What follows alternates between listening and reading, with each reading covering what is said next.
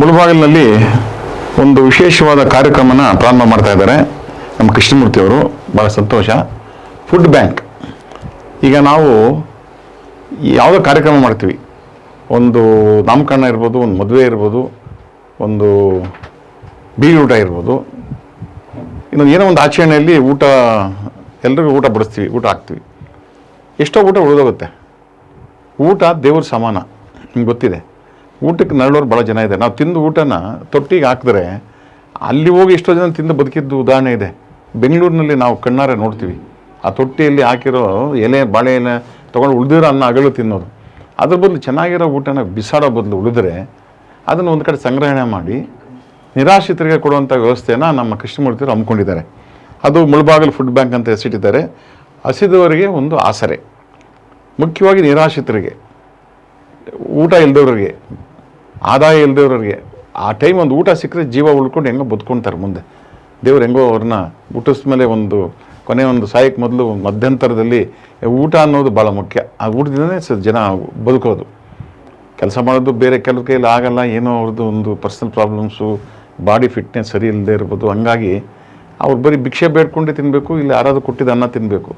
ಹಂಗಾದ್ರೆ ಅನ್ನ ವೇಸ್ಟ್ ಮಾಡೋ ಬದಲು ತಂದು ಇವ್ರು ಕೊಟ್ಟರೆ, ನಮ್ಮ ನೇತಾಜಿ ಕ್ರೀಡಾಂಗಣದಲ್ಲಿ ಅವ್ರದ್ದು ಜಾಗ, ಆ ಸ್ಥಳದಲ್ಲಿ ಈ ಊಟನ ಕೊಟ್ಟರೆ, ಇಲ್ಲ ಅವರೇ ಬಂದು ತೊಗೊಂಡೋಗ್ತಾರೆ. ವ್ಯವಸ್ಥೆ ಇದೆಯಲ್ಲ, ಅವರೇ ಬಂದು ಎಲ್ಲಿ ಹೇಳ್ತೀರಿ, ಯಾವ ಚೌಲ್ಟ್ರಿನೋ ಯಾವ ಜಾಗದಲ್ಲಿ ನೀವು ಕಾರ್ಯಕ್ರಮ ಹಮ್ಮಿಕೊಂಡಿದ್ದೀರಿ, ಎಲ್ಲಿ ಊಟ ಖರ್ಚಾಗದೆ ಉಳಿದಿದೆ ಅವರೇ ತೊಗೊಂಡೋಗಿ ಶೇಖರಣೆ ಮಾಡಿ, ಎಲ್ಲೆಲ್ಲಿ ನಿರಾಶ್ರಿತರಿದ್ದಾರೆ, ದೇವಸ್ಥಾನದಲ್ಲಿ ಭಿಕ್ಷಕರು ಇರ್ತಾರೆ ಅಂಥ ಕಡೆ ಊರೂರು ದೇವಸ್ಥಾನಗಳು ನಿರಾಶ್ರಿತರ ಜಾಗದಲ್ಲಿ ಹೋಗಿ ಹಂಚ್ತಾರೆ. ಒಂದು ಸರಿ ಪ್ರಚಾರ ಆದಮೇಲೆ ಜನ ಕಾಯ್ತಾ ಇರ್ತಾರೆ. ಒಂದು ಜಾಗ ಅಂತ ಗುರ್ಸ್ಬಿಟ್ಟು ಅವರೇ ಹೇಳ್ತಾರೆ ಇಂಥ ಕಡೆ ಊಟ ಬರುತ್ತೆ ಅಂತ. ಸೊ ಅದು ಒಂದು ಊಟ ಅಂದರೆ ದೇವ್ರ ಸಮಾನ, ಅದು ದೇವರೇ ಊಟ. ಹಾಗಾಗಿ ಆ ಊಟ ಇಲ್ಲ ಅಂತಂದರೆ ಎಷ್ಟೋ ಜನ ಇವತ್ತು ನಳ್ಳಿ ಸತ್ತೋಗಿರೋರು ಇದ್ದಾರೆ. ಅದಾಗಬಾರ್ದು. ಜೀವ ಬದುಕಿಸಿ ಜೀವ ಕೊಡ್ತಾಯಿದ್ದಾರೆ ನೀವು. ನಮ್ಮ ಕೃಷ್ಣಮೂರ್ತಿಯವರು ಒಳ್ಳೆಯ ಕೆಲಸ ಮಾಡ್ತಾಯಿದ್ದಾರೆ, ಒಳ್ಳೆಯದಾಗಲಿ. ಆಮೇಲೆ ಇದನ್ನೇ ಅವಲಂಬಿಸಿ ಕೆಲವರು ಇದೇ ಊಟ ತಿನ್ಕೊಂಡು ಬದುಕೋಣ ಅಂತ ಆಗಬಾರ್ದು. ಅದೂ ಒಂದು ಎಚ್ಚರಿಕೆ ಗಂಟೆ. ಅವ್ರ ಕೆಲಸ ಅವ್ರು ಮಾಡಬೇಕು. ಆ ಊಟ ಟೈಮ್ನಲ್ಲಿ ಬೇರೆಯವರು ಬಂದು ಊಟ ಮಾಡ್ಕೊಂಡು ಹೋಗೋದು ಅದಾಗಬಾರ್ದು. ನಿರಾಶ್ರಿತರನ್ನೇ ಗುರುತಿಸಿ ನೀವು ಅವ್ರಿಗೆ ಗೊತ್ತಾಗ್ಬಿಡ್ತೀರಿ. ನಿಮಗೆ ಅಲ್ಲಿ ಡೈಲಿ ಬರೋದು ಯಾರು, ನಿರಾಶ್ರಿತರ ಏನು ಅನ್ನೋದನ್ನ ನೋಡಿಬಿಟ್ಟು ಮಾಡಿ. ಒಳ್ಳೆ ಕಾರ್ಯಕ್ರಮ ಇದು. ದೇವ್ರು ನಿಮ್ಗೆ ಒಳ್ಳೆ ಬುದ್ಧಿ ಕೊಟ್ಟಿದ್ದಾನೆ. ನಿಮ್ಮ ಕೆಲಸ ಕಾರ್ಯಗಳ ಜೊತೆಯಲ್ಲಿ ಇದನ್ನು ಈ ಕೆಲಸ ಮಾಡ್ತೀರಂದರೆ ದೇವ್ರು ನಿಜವಾಗ್ಲೂ ನಿಮಗೆ ಒಳ್ಳೇದು ಮಾಡ್ತಾನೆ. ದೇವ್ರು ಮೆಚ್ಚುವಂಥ ಕೆಲಸ, ಜನಪರವಾದ ಕಾರ್ಯಕ್ರಮ. ಇದನ್ನು ನೀವು ಸ್ವಲ್ಪ ಪ್ರಚಾರ ಆಗಿಬಿಟ್ಟು ಎಲ್ಲ ಚೌಲ್ಟ್ರಿಗೆ ಹೇಳಿದ್ದೀರಾ ಅಂತ ಕಾಣುತ್ತೆ. ಈಗಾಗಲೇ ವಿಷಯ ತಿಳಿಸ್ಬೇಕು ನೀವು. ಎಲ್ಲ ಕಡೆ ಪ್ರಚಾರ ಆಗಿ ಎಲ್ಲ ಚೌಲ್ಟ್ರಿಗಾಗಲಿ ಏನಿಗಾಗಲಿ ವಿಷಯ ಗೊತ್ತಾಗಬೇಕು. ಆಮೇಲೆ ಸೋಷಿಯಲ್ ಮೀಡಿಯಾದಲ್ಲಿ ಪ್ರಚಾರ ಮಾಡಿದ್ರೆ ನಿಮಗೆ ಬೇಕಾದಂಥ ಉಳಿದಿರೋಂಥ ಆಹಾರ ಸಿಗುತ್ತೆ. ಸೊ ನೀವು ಏನು ಅಂದ್ಕೊಂಡಿದ್ದೀರಾ, ನೀವು ಒಂದು ಈ ಕಾರ್ಯಕ್ರಮನ ಯಶಸ್ವಿಯಾಗಿ ಮಾಡ್ಬೋದು ಅಂತ ನಾನು ಭಾವಿಸಿದ್ದೀನಿ.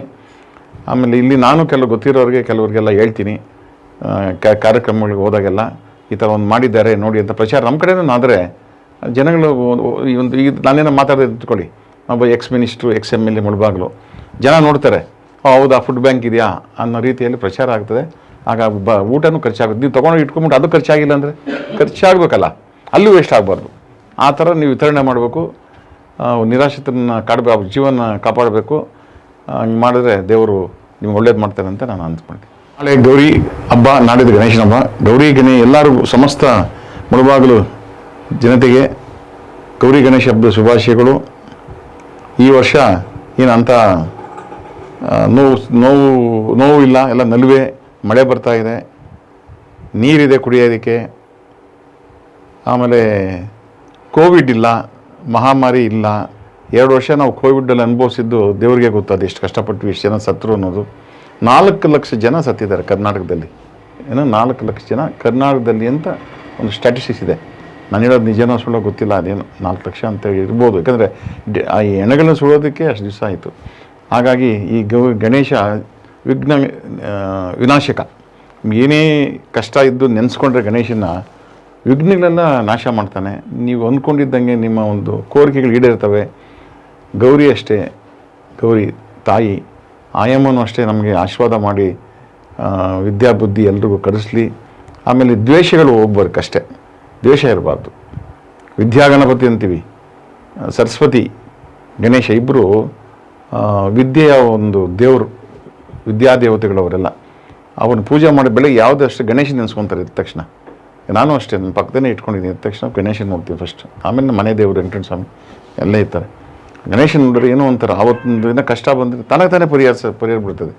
ಆ ಥರ ಗಣೇಶನ ಹಬ್ಬನ ಎಲ್ಲ ಆಚರಣೆ ಮಾಡಿ ಎಲ್ಲರೂ ಅಕ್ಕಪಕ್ಕದವರು ಸಂಬಂಧಿಕರು ಮನೆ ಅಲ್ಲಿ ಎಲ್ಲ ಸಂತೋಷವಾಗಿ ಆಚರಣೆ ಮಾಡಿ, ಅಸೂಯೆಗಳು ಬೇಡ. ಎಲ್ಲ ನಾನು ಅನ್ನೋರು ಯಾರು ಈಗ ಕಷ್ಟ ಅದು ಎಲ್ಲ ಯಾರು ನಾನು ಅನ್ನೋರು ಅಷ್ಟೊಂದು ಯಾರು ಇಷ್ಟನೂ ಪಡಲ್ಲ. ಅದು ನಾವು ನಮ್ಮವರು ಅನ್ನೋದು ಅಂದ್ಕೊಂಡು ದೇವರು ಅನ್ನೋದು ಒಂದು ನಂಬಿಕೆ ಇಡಬೇಕಷ್ಟೇ. ದೇವರೊಂದು ಶಕ್ತಿ, ಅದು ದೇವರು ಒಂದು ಶಕ್ತಿ, ಆದಿಪರಾಶಕ್ತಿ ದೇವರು ಅಂದರೆ. ದೇವ್ರು ನಂಬ್ಕೋಬೇಕು. ಏನೋ ಒಂದು ಯೂನಿವರ್ಸಲ್ ಗಾಡ್ ಅಂತೀವಿ. ದೇವರು ಅಂದರೆ ನಾನಾ ಇರಬೇಕು. ಅದರಲ್ಲಿ ಗಣೇಶ ಒಬ್ಬ, ಗಣೇಶನಿಗೆ ಜಾತಿ ರಿಲಿಜನ್ ಏನಿಲ್ಲ, ಯೂನಿವರ್ಸಲ್ ಗಾಡ್ ಅಂತೀವಿ. ವಿಶ್ವದಲ್ಲಿ ಎಲ್ಲರೂ ಪ್ರೀತಿಸ್ತಾರೆ. ಪ್ರಪಂಚದಾದ್ಯಂತ ಗಣೇಶನ ಎಲ್ಲ ಕಡೆನೂ ಫೇಮಸ್. ನಮ್ಮ ಹಿಂದೂ ಅಂತಲೇ ಏನಲ್ಲ, ಮುಸ್ಲಿಮ್ ಅಂತಲ್ಲ, ಇವ್ರು ಮುಸ್ಲಿಮ್ಸ್ ಬಾಂಬೆಯಲ್ಲೆಲ್ಲ ಭಾಳ ಗ್ರ್ಯಾಂಡಾಗಿ ಮಾಡ್ತಾರೆ ಪ್ರೊಸೆಷನ್ ಎಲ್ಲ. ಆ ಥರ ಗಣೇಶನ ನಾವು ನಂಬ್ಕೊಂಡ್ರೆ ಗಣೇಶ ನಮ್ಗೆ ಒಳ್ಳೇದು ಮಾಡ್ತಾನೆ, ಎಲ್ಲ ವಿಘ್ನಗಳೆಲ್ಲ ವಿನಾಶ ಮಾಡ್ತಾನೆ, ನಮ್ಮ ಸದ್ಬುದ್ಧಿ ಎಲ್ಲ ಕೊಟ್ಟು ನಮ್ಮ ನಂಬ್ಕೊಂಡಿದ್ದಂಗೆ ಎಲ್ಲ ಕೆಲಸಗಳು ನಮ್ಮ ನಮ್ಮ ಇಷ್ಟಾರ್ಥಗಳೆಲ್ಲ ಈಡೇರಿಸ್ತಾನೆ ಅಂತ ನಾನು ಅಂದ್ಕೊಂಡಿದ್ದೀನಿ. ಮತ್ತೊಮ್ಮೆ ನಮ್ಮ ಮುಳಬಾಗಿಲು ಸಮಸ್ತ ಜನತೆಗೆ, ನಾಡಿನ ಜನತೆಗೆ ಗೌರಿ ಗಣೇಶ ಹಬ್ಬದ ಶುಭಾಶಯಗಳನ್ನ ಹೇಳೋದಕ್ಕೆ ಇಷ್ಟಪಡ್ತೀನಿ. ಕರ್ನಾಟಕ ಸಂಪಾದಕರು ಮತ್ತು ವರದಿಗಾರರ ಸಂಘಕ್ಕೆ ಉದ್ಘಾಟನೆಗೆ ನಾನು ಬರೋಕ್ಕಾಗಲಿಲ್ಲ ಕಾರಣಾಂತರಗಳಿಂದ. ಪ್ರೀತ ಕಾರ್ಯಕ್ರಮ ನಡೀತಾ ಹೋಯ್ತು. ನಾನು ಹುಡ್ಕೊಂಬಂದು ಪಾಪ ಮನೆವರೆಗೂ ಇನ್ವಿಟೇಷನ್ ಕೊಟ್ಟಿದ್ರು, ಬೇಜಾರಾಯಿತು. ಬಟ್ ನನ್ನ ಒಂದು ಸುಯೋಗ ಏನಪ್ಪ ಅಂದರೆ, ನಾನು ಕೊಟ್ಟ ಈ ವರದಿಗಾರರ ಸಂಘದ ಸ್ಥಳಕ್ಕೆ ಬಂದು ಇವತ್ತು ಈ ಮುಳಬಾಗಿಲು ಫುಡ್ ಬ್ಯಾಂಕ್ ವಿಷಯದಲ್ಲಿ ಮಾತಾಡೋಕ್ಕೆ ಬಂದಿದ್ದೀನಿ, ಪ್ರಚಾರಕ್ಕೆ ಬಂದಿದ್ದೀನಿ, ಅವ್ರಿಗೆ ಆಶೀರ್ವಾದ ಮಾಡೋಕ್ಕೆ ಬಂದಿದ್ದೀನಿ. ಹಾಗಾಗಿ ಇವತ್ತು ನನಗೆ ಭಾಳ ಖುಷಿ. ನಾನು ಕೊಟ್ಟ ಜಾಗದಲ್ಲಿ ನಮ್ಮ ಪತ್ರಕರ್ತರು ಇವತ್ತು ಇಲ್ಲಿ ಸ್ಟುಡಿಯೋ ಮಾಡ್ಕೊಂಡಿದ್ದಾರೆ. ನನಗೆ ಭಾಳ ಸಂತೋಷ ಆಯಿತು. ಚಿಕ್ಕದಾಗಿದ್ದರೂ ಚಟ್ಟವಾಗಿದೆ, ಚೆನ್ನಾಗಿದೆ. ಹಿಂಗೆ ಮುಂದುವರ್ಸ್ಕೊಂಡು ಹೋಗಿ. ನಿಮ್ಮಲ್ಲಿ ಅಂಡರ್ಸ್ಟ್ಯಾಂಡಿಂಗ್ ಇರೋದು ನಾವತ್ತು ಹೇಳಿದಷ್ಟೇ, ಯೂಟ್ಯೂಬ್ ಇರಲಿ, ಪತ್ರಕರ್ತರು ಯಾರೇ ಇರಲಿ, ನೀವೆಲ್ಲ ಒಂದೇ. ಏಕೆಂದರೆ ಇವತ್ತು ಪತ್ರಕರ್ತರಿಂದ ಯೂಟ್ಯೂಬಿಂದ ವಿಷಯಗಳು ಪ್ರಚಾರ ಆಗೋದು ನೀವು ನೋಡಿದ್ದೀರಾ. ಈ ಯಾವತ್ತು ಈ ದರ್ಶನ್ದು ಯಾವ ಟಿ ವಿಯಲ್ಲಿ ನೋಡಿ ದರ್ಶನ್, ಆ ಪತ್ರಿಕೆಯಲ್ಲಿ ನೋಡಿ ದರ್ಶನ್, ಈ ಥರ ಬೇರೆ ಬೇರೆ ವಿಷಯಗಳು ಬೇಡ ನಮಗೆ. ಹೀಗಾಗಿ ಅಂದರೆ ಏನಾಗ್ತದೆ ಅಂತ ಗೊತ್ತಾಗಬೇಕಲ್ಲ ನಮಗೆ. ನಾವು ಕುತ್ಕೊಂಡ ಕಡೆ ವಿಷಯ ಗೊತ್ತಾಗುತ್ತೆ. ಅದು ಯಾರಿಂದ ಸಾಧ್ಯ? ಪತ್ರಕರ್ತರಿಂದ. ಯಾವುದೇ ಎಕ್ಸಾಮ್ಸ್, KPSC ಎಕ್ಸಾಮನ್ನೇ ಕನ್ನಡನೇ ಸರಿಯಾಗಿ ಬಂದಿರಲಿಲ್ಲ, ಮುಖ್ಯಮಂತ್ರಿಗಳು ಆದೇಶ ಮಾಡಿದ್ರು, ಇಲ್ಲ ಮರು ಪರೀಕ್ಷೆ ಮಾಡಿ ಅಂತ. ಈ ಥರ ಸೊ ಇದರಿಂದ ನಮಗೆ ಗೊತ್ತಾಗುತ್ತೆ ಏನೇನು ನಡೀತಾ, ಆಗು ಹೋಗುಗಳು ಏನು ನಡೀತಾ ಇದೆ, ಅವೆಲ್ಲ ಪತ್ರಕರ್ತರಿಂದ ಗೊತ್ತಾಗೋದು. ದೇಶದಲ್ಲಿ ಏನು ನಡೀತಾ ಇದೆ ಅನ್ನೋದನ್ನ ಗೊತ್ತಾಗೋದು. ಆಮೇಲೆ ಸ್ವಚ್ಛ ಭಾರತ ಅಭಿಯಾನ ಎಲ್ಲನೂ ಈಗ ನಮ್ಮ ರಾಜ್ಯ ಸರ್ಕಾರ, ರಾಷ್ಟ್ರ ಸರ್ಕಾರ ಮಾಡ್ತಾಯಿದೆ. ಅವರವ್ರ ಕಸ ಅವರೇ ವಿಲೇವಾರಿ ಮಾಡಬೇಕು, ಆ ಗಾರ್ಬೇಜ್ ತೆಗಿಬೇಕು, ಪರಿಸರ ಸ್ವಚ್ಛವಾಗಿಡಬೇಕು ಅನ್ನೋದನ್ನು, ಅದ್ರ ಬಗ್ಗೆ ತಿಳುವಳಿಕೆ ಹೇಳ್ಕೊಡೋದೆಲ್ಲ ಪತ್ರಕರ್ತರಿಂದನೇ, ವರದಿಗಾರರಿಂದನೇ ನಮಗೆ ಗೊತ್ತಾಗಬೇಕಾದ್ರೆ. ಸೊ ಮುಳಬಾಗಿಲು ಕೇರಾ ಸಂಘದ ಭವನ ಉದ್ಘಾಟನೆ ಆಗಿದೆ. ಸೊ ವರ್ಷದ ಪತ್ರಿಕಾ ದಿನಾಚರಣೆ ತಂದಿದ್ದಾರೆ.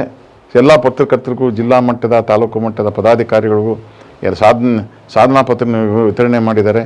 ಹೀಗಾಗಿ ಅವರಿಗೆ ಈ ಸಂದರ್ಭದಲ್ಲಿ ನಾನು ಶುಭ ಹಾರೈಸಿ ನಾನು ಮಾತು ಮುಗಿಸ್ತೀನಿ.